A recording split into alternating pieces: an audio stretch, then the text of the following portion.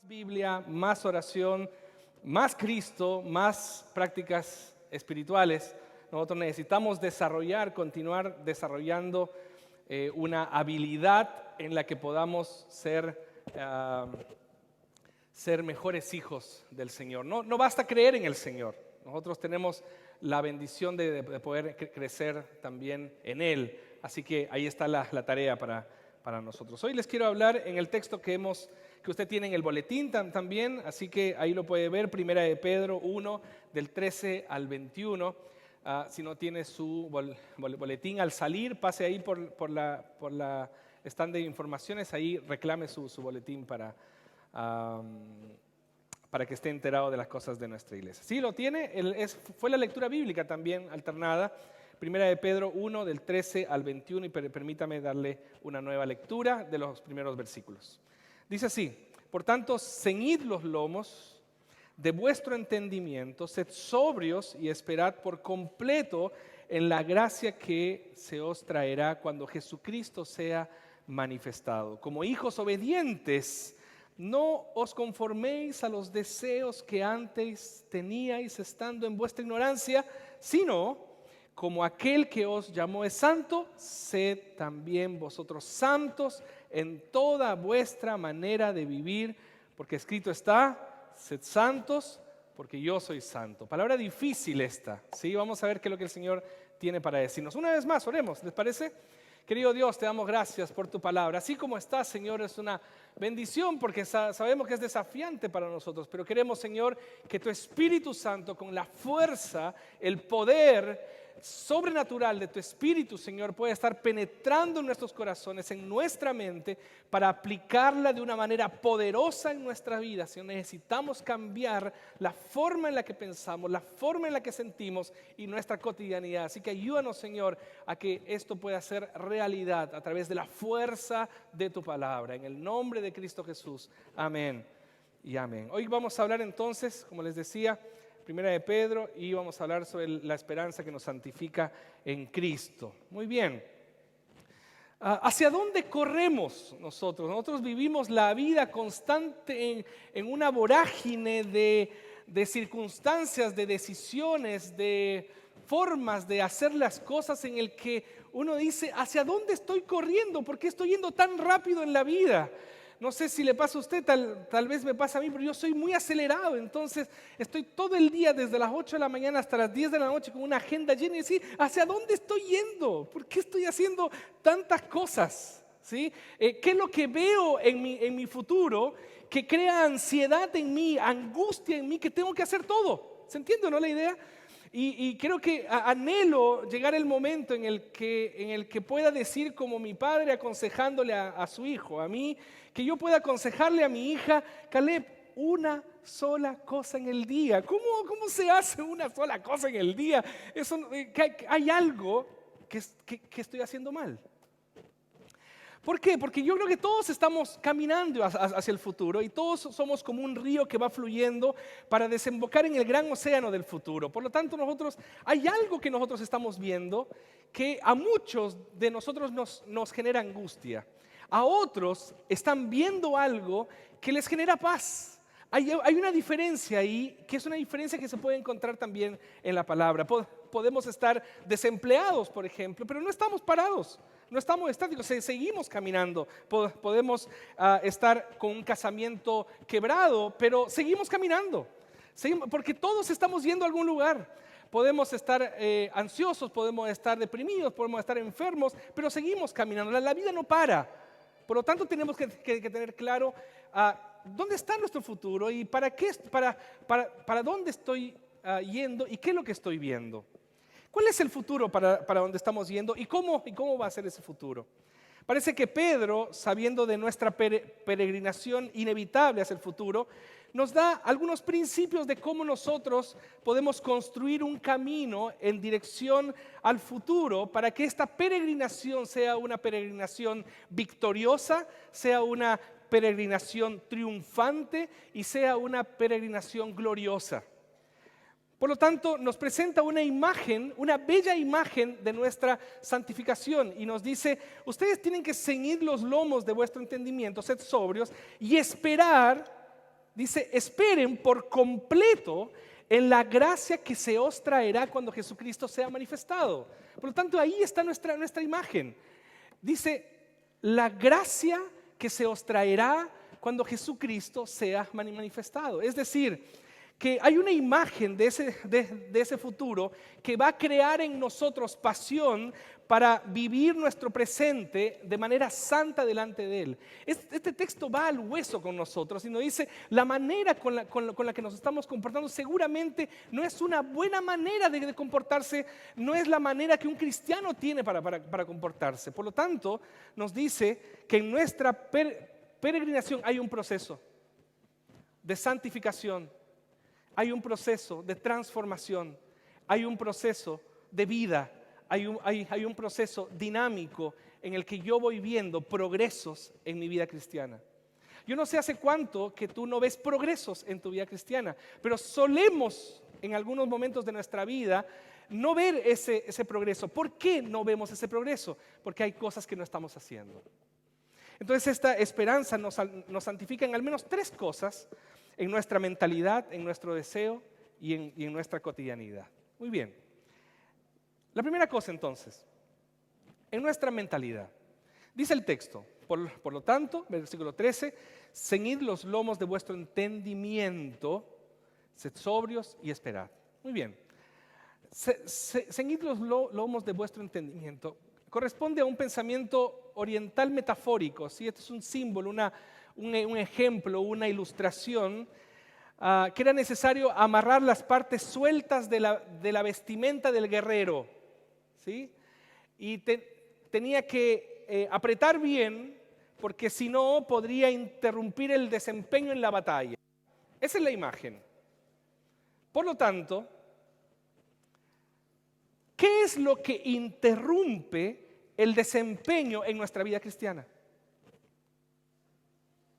El texto dice que hay cosas sueltas, hay ideas sueltas, hay una mentalidad que no está afirmada en un lugar, que no te está permitiendo desempeñarte bien en tu vida cristiana.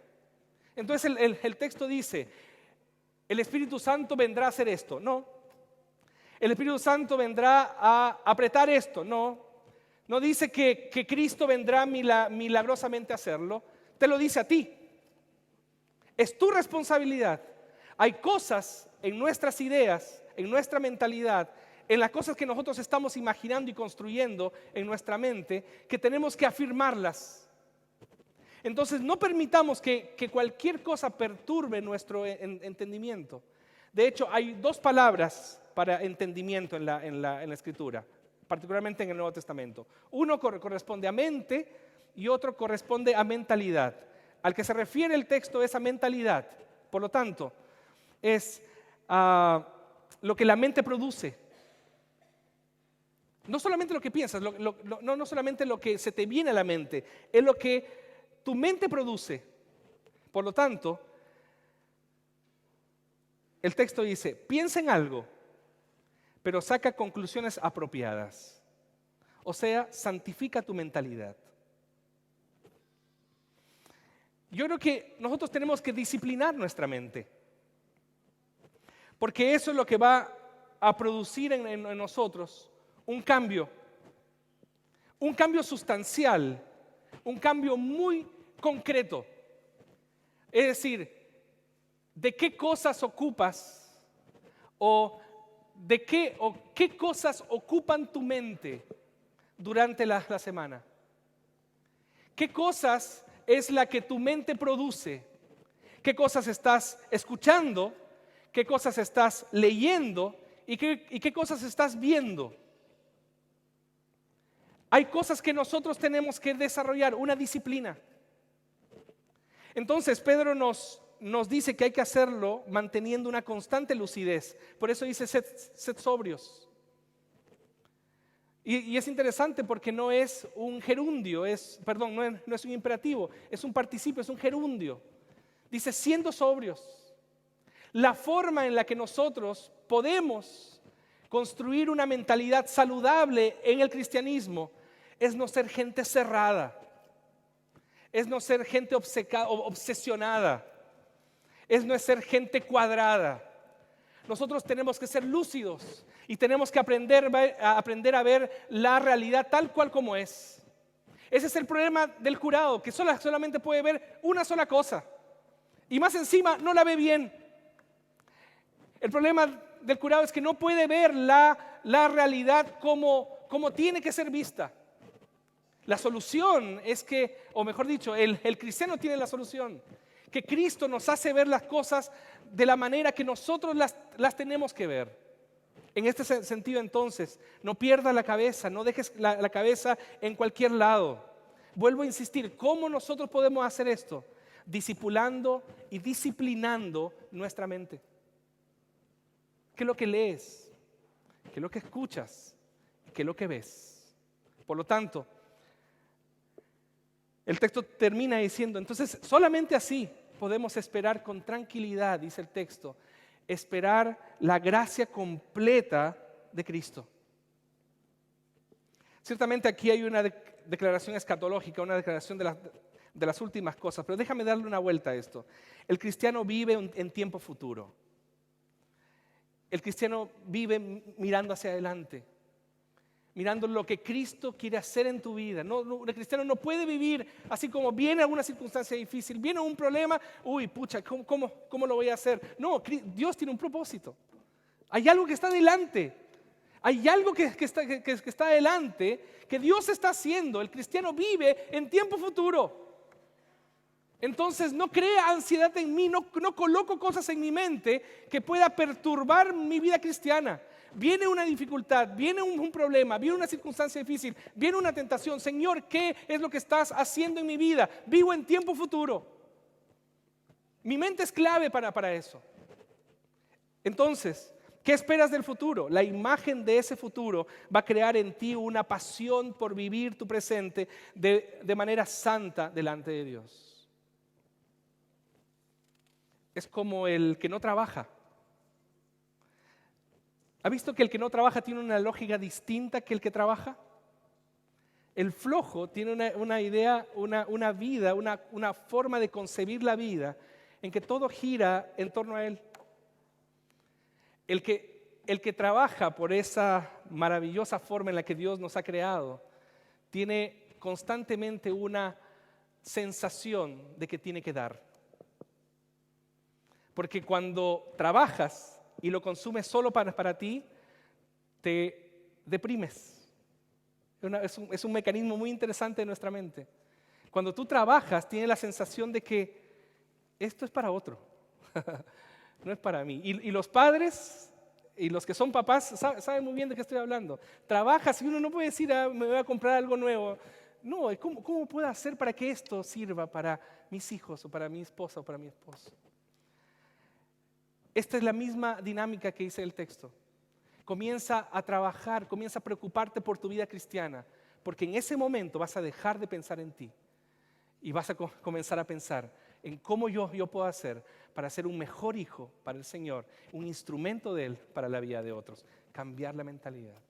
Comienzas a trabajar en tu vida cristiana. La primera cosa. La segunda cosa, ok, pero ¿cómo llego a eso? Nuestro deseo. Mire lo que dice el texto, versículo 14. Como hijos obedientes, no os conforméis a los deseos que antes teníais estando en vuestra ignorancia. Qué lindo esta parte. Yo tengo que definir si mis decisiones serán en obediencia a mis deseos o mis decisiones van a ser en obediencia a la palabra de Dios. Aquello que estamos decidiendo ahora mismo, en este tiempo, responde a tus deseos o responde a la palabra de Dios. ¿Cuál de las dos prevalece? Nosotros siempre vamos a estar en esa tensión. Siempre. Nadie puede decirme, no, pastor, mis decisiones están basadas en la palabra de Dios. No hay eso. Porque toda la vida, todos los días tú vas a tener que decidir y vives en esa tensión. O mis deseos, o tus deseos, o la palabra de Dios. O son mis deseos o la palabra de Dios. Entonces es necesario que nuestro entendimiento esté disciplinado. Interesante, porque otra vez hablo de disciplina. Es necesario que nuestro entendimiento esté disciplinado para escuchar a Dios. disciplinado para escuchar a Dios. Por lo tanto, puedes llegar a pensar que es Dios, pero en realidad son tus deseos. Cuando te dejas llevar por tu corazón, cuando te dejas llevar por tus intereses, cuando te dejas llevar por tus sueños y no has disciplinado tus deseos para escuchar la voz de Dios. Por eso la esperanza en Cristo santifica, separa nuestro deseo para redimirlo en Cristo. ¿Y cómo lo hago? Estudiando su palabra. Estudiando su palabra. Tenemos una idea con la comisión de oración de la iglesia. Queremos repartir devocionales para toda la iglesia, para que no tenga excusa. ¿Se acuerda cuando lo hacíamos? Antes que yo les entregaba un devocional todos los domingos. Era muy interesante porque eso creó un ambiente en la iglesia en el que estábamos más o menos todos hablando de lo mismo. ¿Por qué es importante eso? Porque hay que disciplinarnos en eso. Yo siempre me pregunto, ¿cómo creo una disciplina? No le puedo entregar una receta, pero sí le puedo decir que hay ciertas cosas que usted hace que usted lo ha decidido. Tiempo que usted separa para ver un partido de fútbol, tiempo para que usted separa para salir de compras, tiempo que usted separa para hacer muchas cosas, es un tiempo que usted separa. Yo he descubierto que una de las formas en la que yo puedo sentarme a estudiar la palabra, porque una cosa es estudiar para un mensaje y otra cosa es estudiar mi devocional personal, y yo la única forma que he encontrado es armar un playlist. Armo un playlist en Spotify o en Apple Music y armo un playlist. La única forma en la que yo puedo decir, este es mi momento, una lista de canciones que me llevan a un momento de adoración al Señor. Es un cuento mío, pero me sirve. Y yo me armo ese playlist, ojalá con ninguna canción que se cante, puros instrumentales.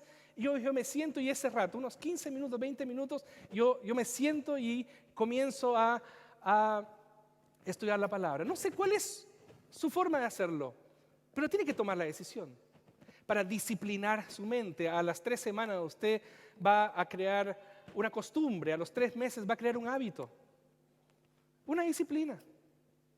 Yo sé que hay muchos de ustedes como yo, que en nuestra vida cristiana hemos tenido momentos de mucho devocional y que fueron fogosos con el Señor y hay meses o años que no hemos tocado un devocional, no hemos tocado un texto de la palabra y nos contentamos con el domingo. Yo sé que no soy el único pecador miserable aquí, así que yo sé que le estoy hablando a gente que seguramente no tiene esa disciplina. Yo les invito a disciplinar su mente y disciplinar sus deseos, escuchando la palabra de Dios todos los días. Yo le aseguro que su vida va a cambiar en un año. Y si no cambia, yo le devuelvo todo su dinero, como siempre digo. Porque esa es la promesa del Señor. La palabra no vuelve a él vacía. Lo va a transformar. Lo va a transformar. Por lo tanto, el texto me desafía a limpiar mis deseos con la sangre de Cristo para que sean santos delante de Él, dice el texto. El llamado es a redimir nuestros deseos. Porque tú ya fuiste comprado por la sangre de Cristo, tú ya fuiste lavado por la sangre, estás listo para hacerlo. Entonces lo interesante es que se torna un imperativo, no porque sea obligatorio hacerlo, sino porque va creando una responsabilidad. Entonces, la obediencia que habla Pedro aquí es la obediencia madura, no la infantil. ¿Cuál es la obediencia infantil? La que yo tengo que hacerlo porque me mandan. La obediencia infantil es que tengo miedo del castigo. La obediencia madura es porque yo anhelo ser como mi papá. Qué lindo, ¿no? Yo anhelo ser como él. ¿Cuántos tienden su cama todos los días?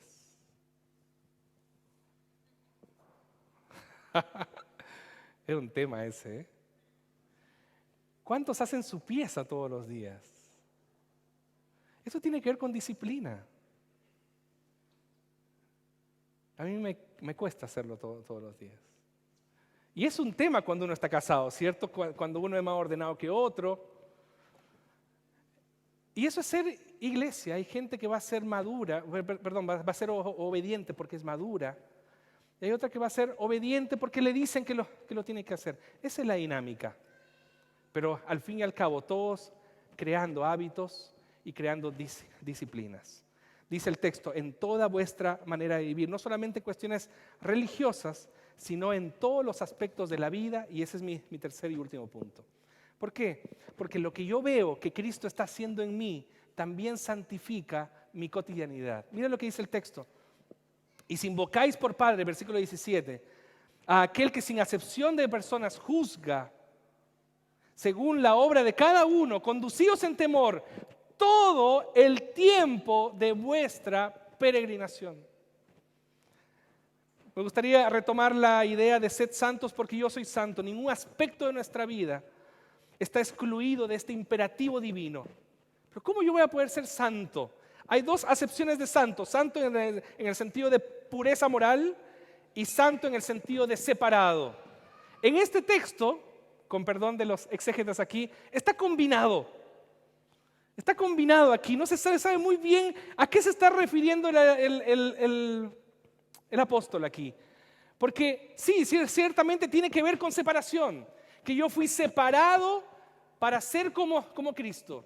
Pero en el texto también me está hablando de pureza moral, de tema de carácter. Por lo tanto, ningún aspecto de nuestra vida está excluido de este imperativo divino.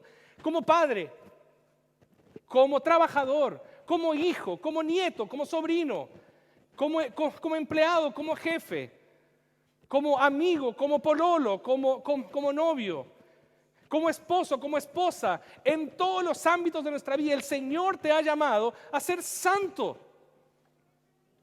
Y eso es por la sangre de Cristo, por lo que Él ya ha hecho en tu vida. Los que están hace mucho tiempo en la iglesia saben que yo no predico regularmente de esto. Pero es necesaria nuestra santidad, es necesaria nuestra disciplina, es necesario ser obedientes, es necesario ser disciplinado en nuestra fe cristiana. Uno no puede vivir la fe cristiana al lote, no puede. Porque uno pierde la oportunidad de llegar a ser como Cristo en este proceso. Por lo tanto, es una relación de amor a un Dios con un carácter increíble, con un carácter hermoso, con un carácter puro, con un carácter recto, sublime, infalible, invencible, santo, justo. Y el Señor me dice, tú tienes la oportunidad por Cristo de aspirar a eso. ¡Qué bendición eso! ¿Sabe por qué? Porque algunos en su futuro solo ven un pecador miserable. Y si tú ves solamente un pecador miserable, estás perdido, vas a ser un flojo en tu vida cristiana toda la vida. Pero si lo que tú estás viendo es Cristo, ese ser puro, invencible, increíble, santo, perfecto, si yo estoy viendo eso, yo voy a querer tener disciplinas para llegar a ser como Él. Y el Espíritu Santo va a colaborar con nosotros. El Espíritu Santo va a seguir transformando nuestra vida. Señor, yo no quiero ser así. Entonces Dios dice, vamos, bienvenido al club, porque de eso se trata. De no querer ser como uno es, para llegar a ser como Cristo. En el momento que uno dice, yo estoy tranquilo así, la verdad que vivo mi vida cristiana así nomás, entonces perdiste el rumbo. Nuestro objetivo es Cristo. Entonces yo fui rescatado. Yo fui rescatado por la sangre de Cristo, pero para ser como Él. Y ese es mi futuro. Y esta esperanza me santifica. Esa esperanza me transforma. Este mensaje es un mensaje muy, muy complejo porque cada uno lo puede entender como quiere.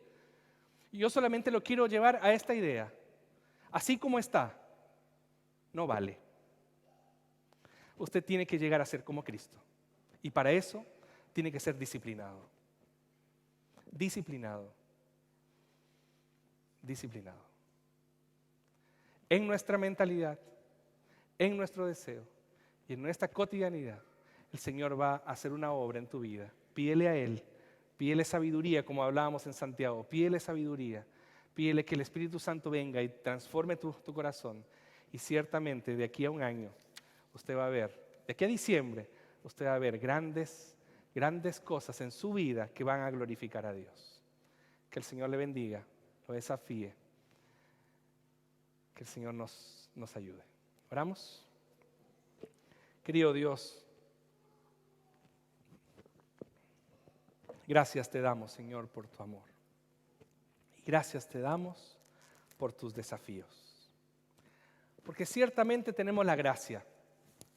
Pero por esa gracia, Señor, tú nos has bendecido con la posibilidad de ser obedientes.